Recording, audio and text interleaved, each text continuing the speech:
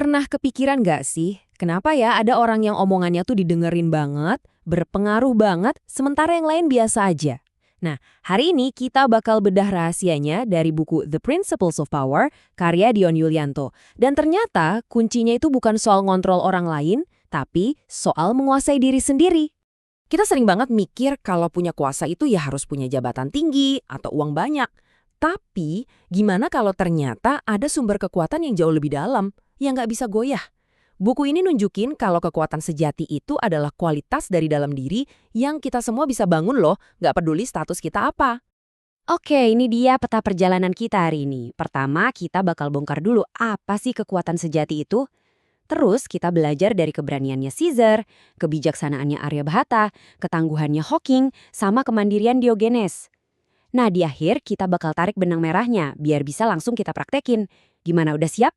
Oke, kita mulai ya. Jadi, apa sih sebenarnya kekuatan sejati itu? Well, pertama-tama kita harus lurusin dulu nih satu miskonsepsi besar. Kekuatan itu bukan, sekali lagi, bukan soal mendominasi atau ngatur-ngatur orang lain. Intinya tuh begini, pengaruh yang benar-benar awet itu nggak datang dari paksaan, tapi dari penguasaan diri, dari kepercayaan orang lain ke kita, dan dari mindset yang benar. Coba deh bayangin, ini tuh kayak bangun fondasi rumah yang super kokoh dari dalam. Bukan cuma ngecat luarnya doang biar kelihatan bagus. Sekarang kita masuk ke prinsip pertama. Dan ini kita belajar dari salah satu jenderal paling legendaris sepanjang sejarah, Julius Caesar. Pelajaran dari dia simple tapi dalam. Berani lawan apa yang orang bilang mustahil. Dan semangatnya Caesar ini, ternyata udah dirangkum jauh-jauh hari sama filsuf Plato.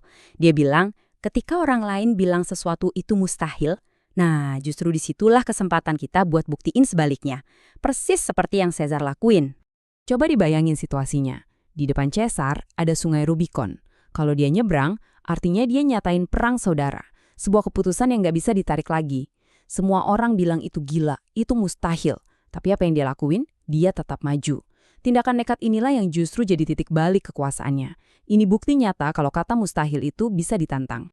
Terus, apa yang bisa kita ambil dari sini? Pertama, punya tujuan yang jelas, kayak kompas yang nunjukin arah.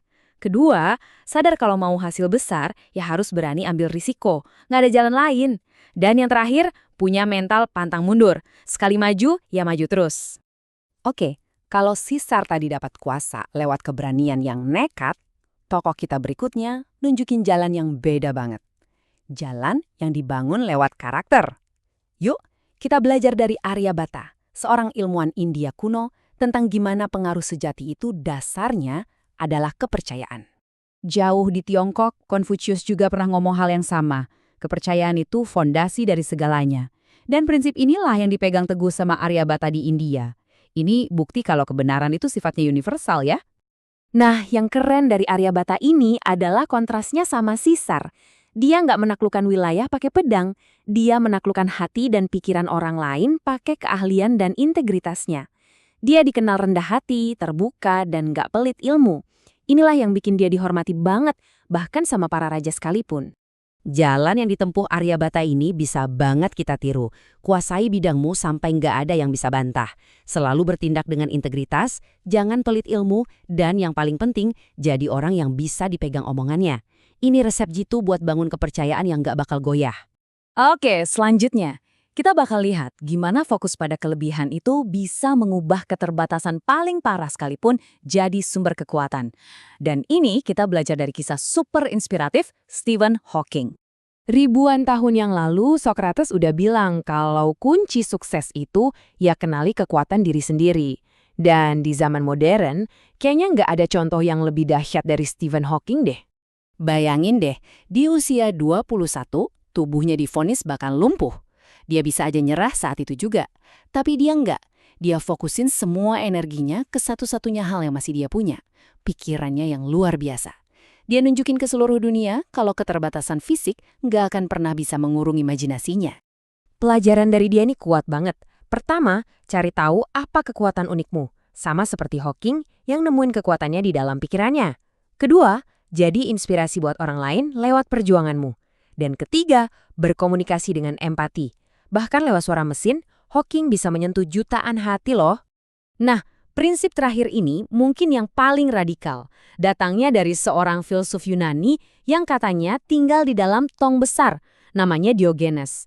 Dia ngajarin kita soal kekuatan dari berpikir mandiri.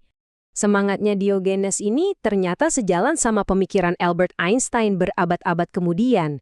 Einstein ngingetin kita kalau kekuatan sejati itu lahir pas kita berani ngelihat dunia pakai kacamata kita sendiri, bukan cuma ikut-ikutan kata orang.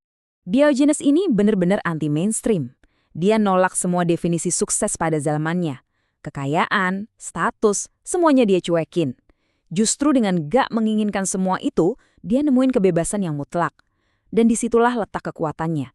Gak ada satu orang pun yang bisa mengendalikan dia. Terus, gimana caranya biar kita bisa jadi pemikir mandiri kayak dia? Mulainya dari dalam diri sendiri. Cari tahu nilai-nilai apa yang paling penting buatmu. Terus, jangan takut buat mempertanyakan aturan-aturan yang ada di sekitar. Dan yang terpenting, jangan pernah berhenti belajar dan mencari kebenaran versi kamu sendiri. Oke, kita udah ngebahas 4 tokoh yang beda banget kan? Ada jenderal, ilmuwan, fisikawan, sama filsuf. Terus, apa sih benang merah yang nyambungin mereka semua? Nah, ini dia 4 pilar pengaruh sejati yang udah kita pelajari. Dari Caesar, kita belajar jadi berani buat mimpi besar. Dari Aryabhata, kita belajar jadi terpercaya lewat integritas. Dari Hawking, kita belajar buat fokus biar kelemahan jadi kekuatan. Dan dari Diogenes, kita belajar jadi independen, gak gampang goyah sama omongan orang. Jadi kesimpulannya dalam banget dan sangat personal. Kekuatan itu bukan sesuatu yang kita rebut dari orang lain, tapi sesuatu yang kita bangun dari dalam diri kita sendiri. Intinya adalah menjadi versi diri yang begitu kokoh karakternya, begitu mantap kemampuannya, sampai-sampai pengaruh itu datang dengan sendirinya. Jadi saya mau tinggalin satu pertanyaan buat Anda semua. Setelah dengar semua ini, kira-kira gagasan mustahil apa sih dalam hidup Anda yang bakal Anda tantang mulai hari ini? Jawaban Anda atas pertanyaan itu, itulah awal dari perjalanan kekuatan Anda yang sesungguhnya.